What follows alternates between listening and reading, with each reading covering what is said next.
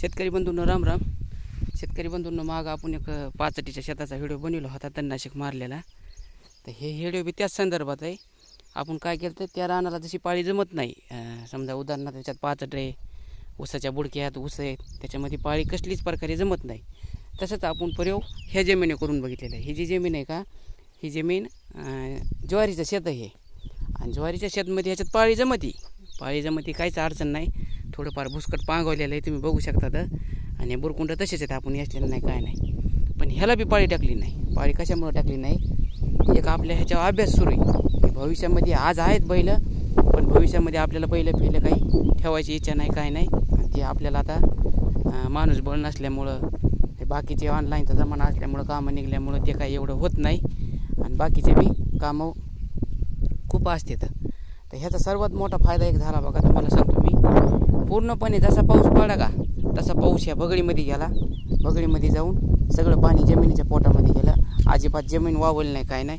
पूर्ण हे जे खड्डे आहेत का, हे बगळीचे खड्डे आहेत, हे पूर्ण भरून शाप झालेले आहेत. आणि शाप झाल्याच्या नंतर ह्याच्यामध्ये गवत उगाले. आता गवत उगालेलं तुम्हाला दाखवतो मी. एक गोष्ट लक्षात घ्या, हे गवत असं आहे बघा, हे गवत असं उगलेलं आहे. आता हे गवत ह्या बघा हे उपटिलं. तर ह्या गवताला पानं किती, तर 1 2 4 पानं आहेत. तर आपण काय केलेलं आहे, बांधाच्या कडीकडे तणनाशकाचा वापर केलेला आहे. पण वापर ह्याच गवतावर केलेला आहे. म्हणजे एक 4 5 5 म्हणा 6 म्हणा, 1 2 कमी जास्त होऊ द्या, पण जोपर्यंत गवत लहान आहे का तोपर्यंत. कारण कशामुळं माहिती का, पाऊस रोज यायला आहे. सकाळ सांज सापका शिपका चालूच आहे. आणि सापका शिपका चालू असून मस्त उघडीक सांगायला लागले शास्त्रज्ञ, पण ते अंदाज असतोय. शेवटी ठरला तर खरा, नाही तर त्यात बी काय बदल 100% होऊ शकतात बरं का. मग हे करीत असताना पाळी तर घालायची नाही. अगर पाळी जमत नाही मग कसं करावं काय करावं, आपण खूप विचार केला, चौकशी केली. चौकशी केल्याच्या नंतर तणनाशक मारण्याचा निर्णय घेतला. तर तणनाशक आता मारायचं कसं, सर्व शेताला मारायचं का, सर्व एवढं तर काय गवत नाही, सर्व शेताला मारायचं नव्हतं. आपल्याला काय करायचं होतं, बांधाच्या कडीनं एक पाटाभर तणनाशक मारायचं होतं. जेणेकरून बांधाच्या कडीनं बांधावरल्या गवताचं जे बी पाडेल असते का, ते बांधाच्या कडीनं पाडेल असते. आणि बांधाच्या कडीनं जास्त गवत उगत आहे. आणि जास्त गवत उगून बांधाच्या साईड जी आहे का ती तोडलेली असते. जनावरांच्या साह्याने आपण वागवतो. अगर उन्हाळ्यात आपली गाडी बैल जाते, मोटरसायकल जाते, काही बी ती साईड निबर असते. आणि एकदा का गवत झालं का परत पुन्हा रासनीला बी बेजारी झाली असती. सोयाबीन पेरताना त्याची त्रास झाला असता. आणि थोडं म्हणजे शेत बी आपलं व्यवस्थित दिसू शकत नाही. तर त्याच्यावर आपण तणनाशक घेतलं आहे बघा. तणनाशक घेताना गवताची क्वालिटी मी तुम्हाला आता दाखवली.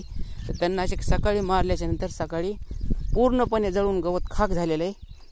अगदी जादूची कांडी कशी फिरत होतो आपण त्याच पद्धतीनं. आता मी तेच तुम्हाला रिझल्ट दाखवण्यासाठी व्हिडिओ बनवला आहे. हे बघा, हे जे पाट आहे का इकडे सौर ऊर्जाकडे जातं, हे 2 पाटे इतकं गवत होतं म्हणतात की फुल. आणि गवत कोणचं होतं, भोकन गवत होतं. आता भोकन गवत ह्या बघा, हे गवत असं असतंय. हे गवत आहे का असं रबलावानी लांब होतं आहे बघा. रबल कसं असतं आपलं तसं लांब होतं आहे. आणि ह्याचा येल चलत आहे. आणि येल चलत असताना भुईमुगाच्या येलाला कसे असे आरे असतात, कॅन्याला बाहेरा कॅनाचे गवत असते का तसे आरे असतात. म्हणजे जारसाक वाळा की लगेच चिटकत आहे, जारसाक वाळा की चिटकत आहे. म्हणजे येल तुटला तरी ती येल मरत नाही, येल कायम राहतं आहे. हे असं गवत होतं हे पूर्णपणे. इथं जे दाखवतात का, हे तुम्हाला एक डेमो तत्वावर दाखवतो. आणि इकडे बघू शकता तुम्ही, हे बघा पूर्ण म्हणजे गवत खाक झालेलं आहे बरं का.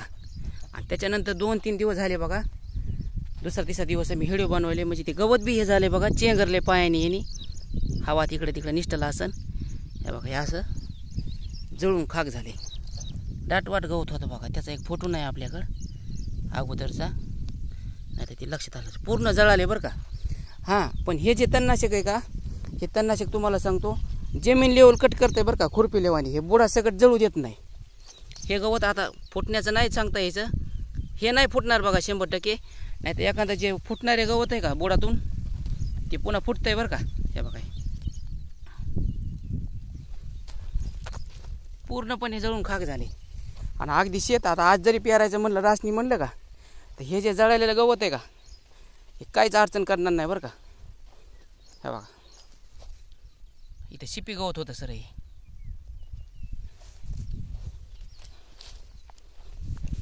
पूर्ण राहणं आपलं हे झालं आहे बघा, काळखप झालं आहे, स्वच्छ झालं आहे. आणि जे मोठाले गवत आहेत का, मोठाले गवत दबत नाहीत आणि जळत नाहीत बरं का. कारण कशामुळं की त्यांची ताकद मोठी असते. आता इतक्यात थोडी ओली जागा होती, अगोदरचं गवत होतं. ह्या बघा हे असं झालंय, आबड धोबड तव्यावर भाजल्यावानी झालंय, पण ते काय जळालं नाही बरं का. आणि पुन्हा फुटणारच आहे. त्या बघा हे अशी येलं होती त्याची, हे इकडे जळालं, इथं राहिले. 4-5 पानाला यायच्या आधीच हे केलं का ते काहीच राहत नाही. हे बघा हे इथं ओली जागा होती, ह्याच्यात ताकद जास्त आहे. हे कुठं जळाले, हो पूर्णपणे चौकून हाणून घेतलंय बरं का.